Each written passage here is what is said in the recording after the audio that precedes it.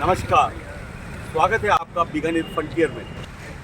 आपने बीकानेर फ्रंटियर अखबार को अपने हृदय से लगाया, उसको इतना मान सम्मान दिया, उसके लिए सदैव मैं आपका आभारी हूँ।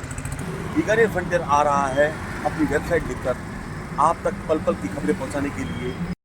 पूरब, पश्चिम, उत्तर, दक्षिण चारों दिशाओं की न्यूज़ हमारे बीकानेर फ्रंटियर अखबार में और अब बीकानेर फ्रंटियर वेबसाइट में भी। हमारा पूरा प्रयास है कि हमारी पूरी टीम सत्य, सटीक और निष्पक्ष खबर आप तक पहुंचाएगी। हमारा बीकानेर फ्रंटियर अखबार वेबसाइट के रूप में आपके पास समक्ष आ रहा है।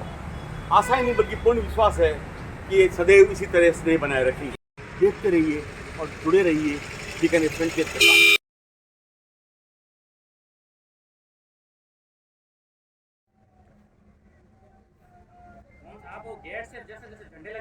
पाली जिले से हैं। 2009 से आप स्वयंसेवक हैं। 2011 से आप प्रचारक जीवन में हैं।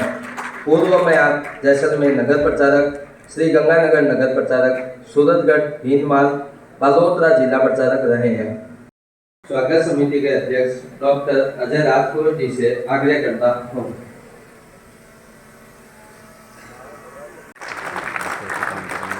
अजय राजपुर जी से आग्रह करता हूँ।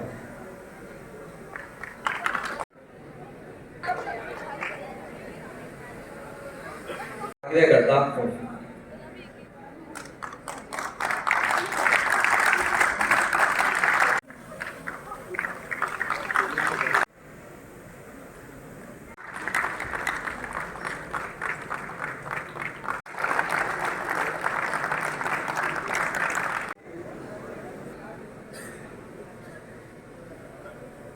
वंदे मातरम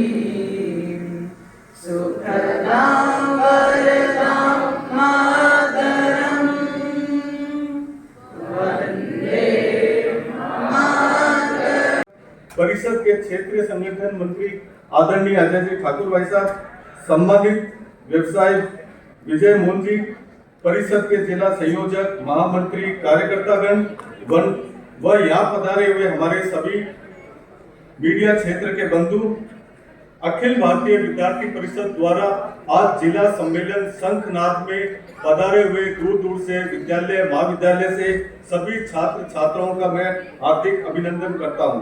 युवाओं से अनुरोध करूंगा कि ऐसे राष्ट्रीय संगठन से जुड़कर राष्ट्र हित में अपना योगदान दें। साथियों, कई लोग जनता पार्टी के गठन से पहला संगठन है।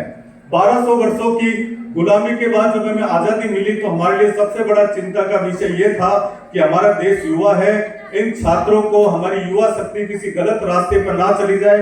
तब राष्ट्रीय स्वयंसेवक संघ से प्रेरित होकर एक ऐसे संगठन की हमें जरूरत पड़ी थी। 1948 में हमारा संगठन 1949 को इसका विधिवत तरीके से इसका गठन हुआ।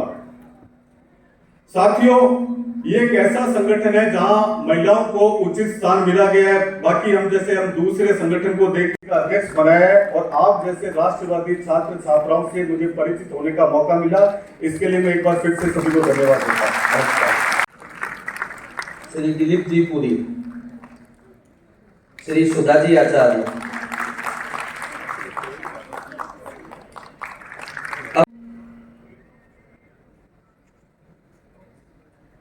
जब से अखिल भारतीय विद्यार्थी परिषद ने 1948 से अपनी राष्ट्रवाद की यात्रा शुरू की है, उसी क्रम में आज हम जिला सम्मेलन के रूप में सभी पूर्व कार्यकर्ता और वर्तमान कार्यकर्ता यहाँ इस सभागार में उपस्थित हुए हैं। करके सभी दोनों हाथ उठाइए एक बार।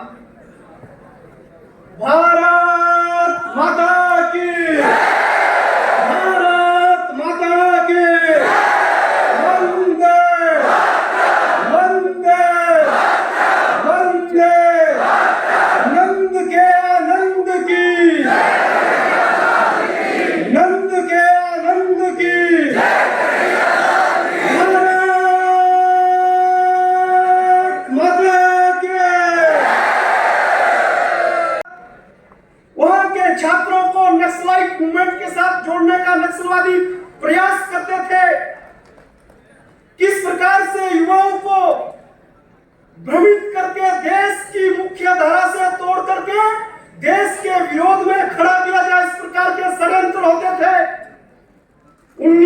उसी के उस मैसेज में विद्यार्थी परिषद के कार्यकर्ता जो हृदय से भारत माता की जय का घोष करता है, ऐसे कार्यकर्ताओं ने ठान ली कि नक्सलवाद का स्थान कैंपस नहीं हो सकता, नक्सलवाद का स्थान जंगल हो सकता है। वहां से हमारी सेना खदेड़ने का काम करेगी, कैंपस से विद्यार्थी परिषद का कार्यकर्ता नक्सलियों को, शहरी माओवादियों को खदेड़ने का काम करेगा।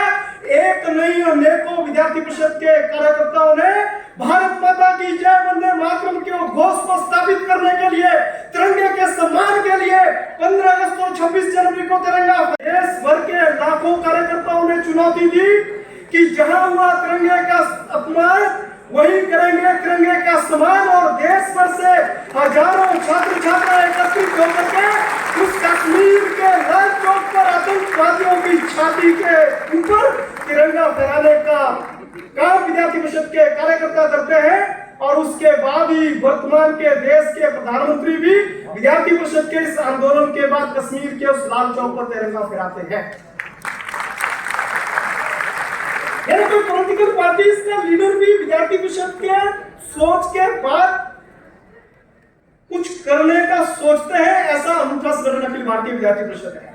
और 35A को भी विद्यार्थी परिषद के ही पूर्व कार्यकर्ता जब इस देश के गृह मंत्री बने, आदरणीय नेहरू जी को कहते थे कि 370 35 से घिसते घिसते घिस जाएगी, लेकिन उसकी जड़ें बहुत मजबूत हो गई थी। उन मजबूत जड़ों से उखाड़ फेंकने का काम 370 और 35A को हटाने वाला व्यक्ति भी कोई यदि कोई है तो आपकी तरह ही कैंपस के अंदर भारत माता की जय का नारा लगाने वाला इस देश के गृह मंत्री के नेतृत्व में 370 और 35A हम सबके देखते देखते हट गई।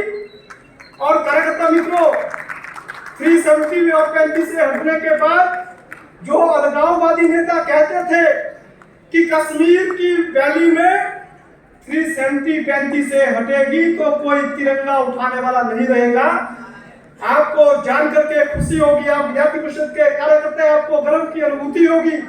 विद्यार्थी परिषद ने जब देश के आजादी के अमृत काल में एक अभियान लिया, उनके कार्यक्रम कश्मीर वैली के अंदर भी विद्यार्थी परिषद के कार्यकर्ताओं ने किए। और आपको जान करके खुशी होगी कि इस 26 जनवरी को सोशल मीडिया के अलग अलग प्लेटफॉर्म में आप सबने देखा होगा कि जो महबूबा मुफ्ती कहती थी कि तिरंगा उठाने वाला कोई व्यक्ति नहीं बचेगा, उसके घर के बाहर से 500 फीट तिरंगे के साथ विद्यार्थी परिषद के सैकड़ों कार्यकर्ता एक रैली का आयोजन करते हैं। और कश्मीर वैली के विद्यार्थी भी भारत माता की जय और वंदे मातरम के साथ जुड़ते हुए देश की सेवा करने के लिए अग्रसर होती है। देश की जगह पेपर लीक करने वाली सरकार के नाम से बनाया जाएगा। आगे आने वाले समय में विद्यार्थी परिषद के कार्यकर्ताओं के नाते हम सबको राजस्थान के अंदर जो हर विधानसभा के अंदर एक मुख्यमंत्री आज हम सबको देखने को मिल रहा है, देश के अंदर ऐसा कोई भी राज्य नहीं है जहां पर प्रत्येक विधायक मुख्यमंत्री है। यह दुर्भाग्य है कि राजस्थान की प्रत्येक विधानसभा के अंदर एक मुख्यमंत्री है, क्योंकि मुख्यमंत्री को अपनी सरकार बचानी है। कभी जैन का पेपर लीक होता है, कभी पटवारी का पेपर लीक होता है, कभी आरएस की मेन परीक्षा में घपला होता है। एक भी पेपर जो सरकार ठीक से नहीं करवा सकी, उस सरकार को उखाड़ फेंकने के संकल्प के लिए विद्यार्थी परिषद राजस्थान के सभी जिला केंद्रों में ऐसे युवा संघर्ष के कार्यक्रमों की तरह कार्यक्रम करते हुए संपूर्ण परिवर्तन के संकल्प के साथ युवा तरुणाई संकल्पित होकर के अपने अपने इकाइयों में जाते हुए इस सरकार को उखाड़ फेंकने के संकल्प के साथ भी सभी विद्यार्थी परिषद के कार्यक्रमों में छात्र शक्ति आ रही है। के क्रियान्वयन के लिए हम सबको अपने अपने कैंपस के अंदर, अपने अपने विश्वविद्यालय के अंदर काम करने की आवश्यकता है, क्योंकि अभी तक तो हम सबको विदित है कि बाजीराव के जीवन को पढ़ने के लिए बाजीराव मस्तानी देखना पड़ेगी। हमारे सिख बंधुओं के पराक्रम को देखने के लिए केसरी देखना पड़ेगा। क्या यह इतिहास के पन्नों में नहीं चाहिए? क्या आप महाराणा प्रताप का इतिहास नहीं पढ़ना चाहते? क्या आप पन्ना अध्याय का इतिहास नहीं पढ़ना चाहते? क्या आप इस देश के महावीर शिवाजी का इतिहास नहीं पढ़ना चाहते? क्या आप वैदिक गणित नहीं पढ़ना चाहते? क्या आप इस देश की आध्यात्मिक शक्ति को नहीं पढ़ना चाहते? अगर आप पढ़ना चाहते हैं तो नई राष्ट्रीय शिक्षा नीति में यह सब बातें हैं। इसलिए हम सबको इस राष्ट्रीय शिक्षा नीति के क्रियान्वयन के लिए, जिसमें इस देश से दूसरा ऐसे अनेकों दीप जले, तेरा वैभव अमर रहे मां, हम 3-4 रहे जा रहे। इसलिए कार्यकर्ता मित्रों, आप सभी विद्यार्थी परिषद के कार्य को और गति के साथ कैंपस के अंदर खड़ा करो, क्योंकि कैंपस के अंदर विद्यार्थी परिषद का काम खड़ा होने का मतलब है भारत माता की जय के उद्घोष करने वाले व्यक्ति खड़ा होना। विद्यार्थी परिषद के काम के खड़ा होने का अर्थ है सामाजिक समरसता का निर्माण होना। विद्यार्थी परिषद के काम के खड़ा होने का मतलब है महिलाओं के लिए सुरक्षित कैंपस खड़ा होना। विद्यार्थी परिषद के काम के खड़ा होने का मतलब है न जातिवाद न क्षेत्रवाद, सबसे ऊपर राष्ट्रवाद की भावना के साथ विद्यार्थियों को जोड़ने वाले संगठन का प्रवाह खड़ा होना। इसलिए आप सभी विद्यार्थी परिषद को राष्ट्रवादी छात्र संगठन मानते हुए, विद्यार्थी परिषद के काम को ईश्वरीय कार्य मानते हुए, अपने अपने कैंपस में, अपने अपने नगर में गति देते हुए भारत माता की जय के लिए सभी कार्यकर्ता कार्य करेंगे। भारत माता की, भारत माता की, वंदे वंदे।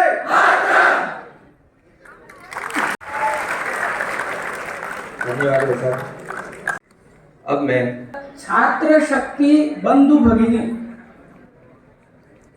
बहुत सारे विषय क्षेत्र के संगठन मंत्री द्वारा हम सबको जानने को, समझने को मिले। तक अर्जुन के रथ पर सवार थे, तब तक ही अर्जुन के रथ की मजबूती थी। कृष्ण रथ, और इसलिए में कलयुग में उपस्थित है। यह वही शक्ति है। बस इसको जानने, समझने की उस दिशा में हमको समय लगाने की, प्रयास करने की आवश्यकता है। समो यज्ञो दृष्टो नैवच नैवच। अनेक प्रकार के पुण्य है, परंतु देश रक्षा के समान दुनिया में कोई पुण्य नहीं।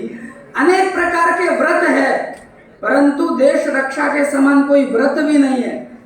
अनेक प्रकार के यज्ञ कर लीजिए, देश रक्षा के समान कोई यज्ञ भी नहीं है। इसलिए कहते हैं दृष्टो नैवच नैवच, देश रक्षा ही इस दुनिया में सर्वोच्च कार्य है।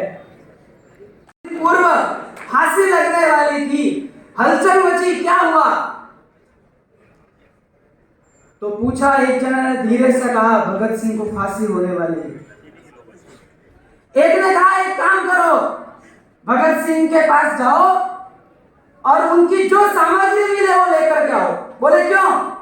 आने वाली पीढ़ी को मैं बताऊंगा कि उस भारत माता की सिंह सपूत का पहन है। आने वाली पीढ़ी को स्मरण रहेगा जिसने इस मातृभूमि के लिए अपने आप को आहूत किया। इसलिए जो सामग्री मिले वो लेकर आओ। इस प्रश्न का जवाब हमसे ही मांगेगी।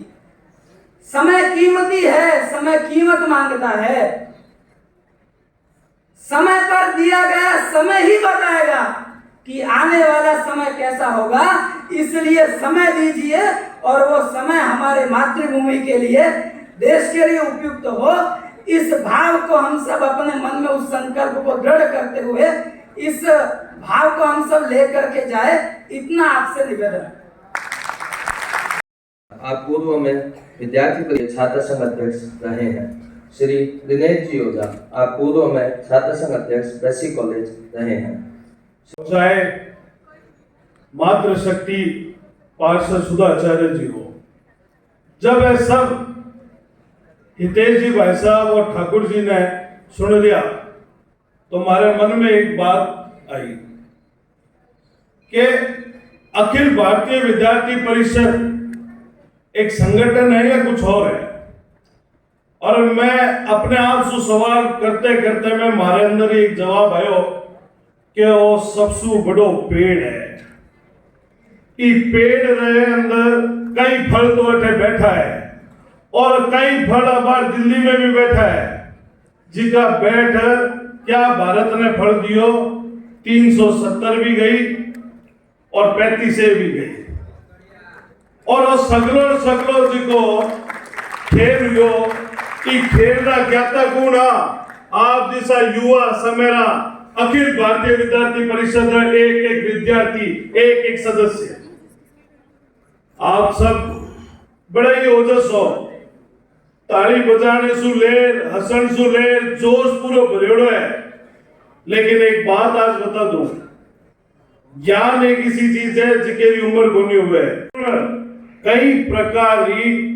कई प्रकार शरीर अंदर माथे अंदर कलियां खुल गई आपने वो पतो चाल गयो कि आने वालों जो भविष्य है खाली आपने बैठा जिका कोनी है थारे बाद में जी पौध आनी है वो भी अटे बीकानेर रोई भारत रो भविष्य है और बीरी तैयारी आज सु करनी चाहिए ई जिला सम्मेलन के अंदर पधारे एक एक युवा साथी आप सब ने मैं जब कभी भी युवाओं के बीच में बैठूं कोई भी से कार्यक्रम में जाऊं पूरी जी तो हमारे दिमाग में कई चीजें निकल रहे हैं कि भी मैं भी यही युवा या हाल भी युवा यहाँ या खाली बाल भी है लेकिन कई बार एक विचार आम तो रहे मारो बेसिक कॉलेज अध्यक्ष दिनेश ये सब युवा साथियों ने दो पंक्ति सु हमारी बात में खत्म करसू और धन्यवाद ज्ञापित करसू और हमारी दो पंक्तियों ने अगर अच्छे से समझ लो तो मान चालिया आने वाला समय बहुत शानदार है सघन वन और अंधेरी मुक्त निमंत्रण छलना है भगवान जी सुनिए ढंगू सघन वन और अंधेरी मुक्त निमंत्रण छलना है अरे अभी विश्राम कहाँ बहुत दूर तक चलना है तो आगे की तैयारी करो बहुत बहुत धन्यवाद जय श्री राम जय भारत सांस्कृतिक कार्यक्रम के पश्चात